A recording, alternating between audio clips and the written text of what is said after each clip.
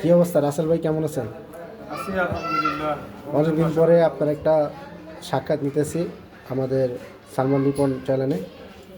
ভাই, এই যে রোজার মাস, রমজানের মাস, রোজা কি রাখতেছেন?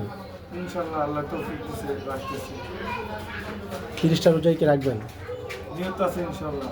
আচ্ছা, আমাদের আমাদের ভিউয়ার্সদেরকে মানে রোজার যে আমলগুলা, কি কি দোয়া বা কি কি আমল করা যায় বেশি বেশি, কি কি করলে আমরা সব বেশি পাবো, কি কি করলে আমরা মানে ইমানটা আমাদের আরও মজবুত হবে, সেই বিষয়ে একটু যদি সংক্ষেপে কিছু বলতেন।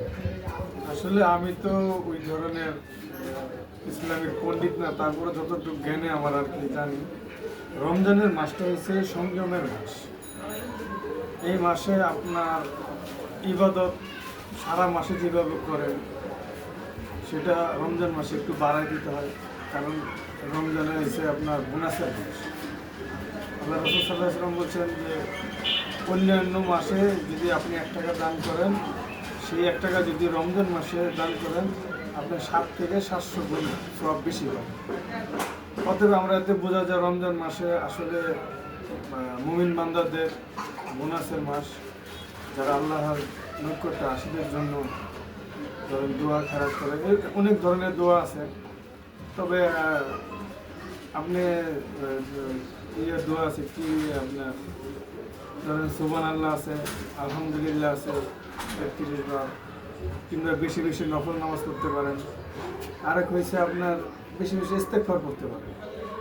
ইস্তেগফার বললে হয়তো বা হয় কি, ধরেন মানুষ বলতেই তো ভুল, মানুষ ভুলের উঠবে, মানুষ চলাফেরার ক্ষেত্রে অনেক ভুল ত্রুটি হতে পারে। সেক্ষেত্রে নিজেকে সংশোধন করার জন্য বেশি বেশি আল্লাহর কাছে তওবা ইস্তেগফার পড়া লাগবে। আর বেশি বেশি নামাজ পড়তে পারেন, দান সদকা করতে পারেন। যেহেতু বোনাসের মাস, আপনি নেক যত ভালো কাজ করবেন তত আপনি বোনাস বেশি পাবেন। এই আর রমজান মাসে কোন কোন কাজগুলো বেশি করব আর কোন কোন কাজগুলো একবারে করব না, যদি একটু বলতেন। রমজান মাসে তো অনেক বিষয়ে আর কি কাজ আছে, সওয়াবের বিষয়। যেমন আপনার অধীনস্থ যদি কোনো কাজ করে কেউ কর্মচারী, তাদের কাজ একটু কমাই দিতে হবে। তাদের যেহেতু রোজা রেখে তারা কাজ কাম করে, তাদেরকে ধরেন আগে 8 ঘন্টা কাজ করতে, এখন ধরেন আরো 2 ঘন্টা কমাই দিতে হবে। এইভাবে এটি করা যায়, এর মাধ্যমে আপনি আল্লাহর নিকটে হাসিল করতে পারেন। ইভেন অনেক গরিব অসহায় আছে, তাদেরকে আপনি দান সহ্য করতে পারেন। আর বিশেষ করে যে রমজান মাসে আমাদের শিক্ষণীয় হয়েছে, আমরা যে এই রমজান মাসে ধরেন অনেকে অনেক অন্যায় করে না, নিজেকে সংযম রাখে। কারণ আল্লাহ তাআলা রাসূলের মাধ্যমে বলছে যে রমজান মাসে তোমরা নেক আমল করো, আল্লাহর কাছে চাও। এই সেটি করলে ইনশাআল্লাহ আল্লাহ তাআলা নিকট হাসিল করা যাবে।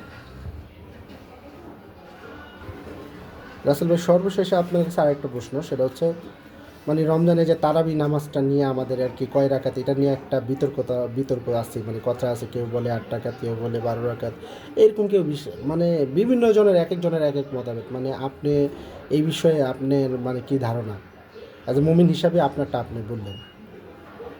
আসলে বিষয়টা হলো, আমি আমার জ্ঞানের দিকে বলি আর কি। যেমন অনেক হাদিসে প্রমাণ আছে যে আল্লাহ রাসূল সাল্লাল্লাহু আলাইহি সাল্লাম রমজান এবং রমজানের বাহিরে উনি 11 রাকাত নামাজ পড়তেন। মা আয়েশা রাদিয়াল্লাহু আনহা থেকে এই বর্ণিত আছে যে উনি রাসূল সাল্লাল্লাহু আলাইহি সাল্লামের বিষয়ে জিজ্ঞেস করেন, রমজান মাসে আল্লাহ রাসূল এই ইবাদতটা বেশি করতেন, কিন্তু সারা মাস যেভাবে উনি নামাজ পড়তেন, যেমন নফল নামাজ পড়তেন 8 রাকাত, 3 রাকাত বেতের পড়তেন। এটা যখন ওমর রাদিয়াল্লাহু আনহুর আমলে খলিফা, যখন ওমর রাদিয়াল্লাহু আনহু উনি দেখতেছেন যে উম্মতে অনেকেই বিভক্ত হয়ে যেই যার মতো নামাজ পড়তে, তো উনি সম্ভবত বলছে যে আমরা সবাই একত্র হয়ে আমরা এটা 20 রাকাত করি। তো ওই হিসাবে যে এশিয়া মহাদেশের মুসলিম যে দেশগুলো, বাংলাদেশ, ভারত, পাকিস্তান, আফগানিস্তান এবং অন্যান্য যত, ইভেন আপনার সৌদি, মক্কা, মদিনাও 20 রাকাত করে নামাজ পড়ে। তবে এটা বাধ্যতা না, আপনার যদি সর্বনিম্নত, যেহেতু হাদিসে আসছে 8 রাকাত, আপনি 8 রাকাত পড়তে পারেন, বেতের 3 রাকাত পড়তে পারেন, আপনি যদি পারেন 20 রাকাত পড়তে পারেন। এরপরও বাইরে যদি আপনার ইচ্ছা হয় যে না আমি আরো একটু পড়বো, আপনি তাও করতে পারেন, যেহেতু নফল নামাজ। আর আমাদের এই এশিয়া মহাদেশে যে খতম তারাবি হয়, এই কারণে তারাবিটা যেভাবে হয় এইভাবে পড়াটাই আমার মনে হয় উত্তম। ঠিক আছে, ধন্যবাদ রাসেল ভাই। যাই হোক, এই রমজান মাসে আপনি সকল মানে আমাদের যে সালমান নিপন চ্যানেলটা, এই চ্যানেলের মাধ্যমে অনেক কথা বললেন। হয়তো আমাদের অনেক মোমেন্টের যে কথাগুলো সেই আপনি যেভাবে বলছেন যদি একটু আমল করেন ইনশাল্লাহ আশা করি সবার কম বেশ সবারই উপকার হবে। তো ধন্যবাদ রাসেল ভাই, ভালো থাকেন। ইনশাল্লাহ আবার কোনো না কোনো এক সময় আবার আসবো আপনার কাছে।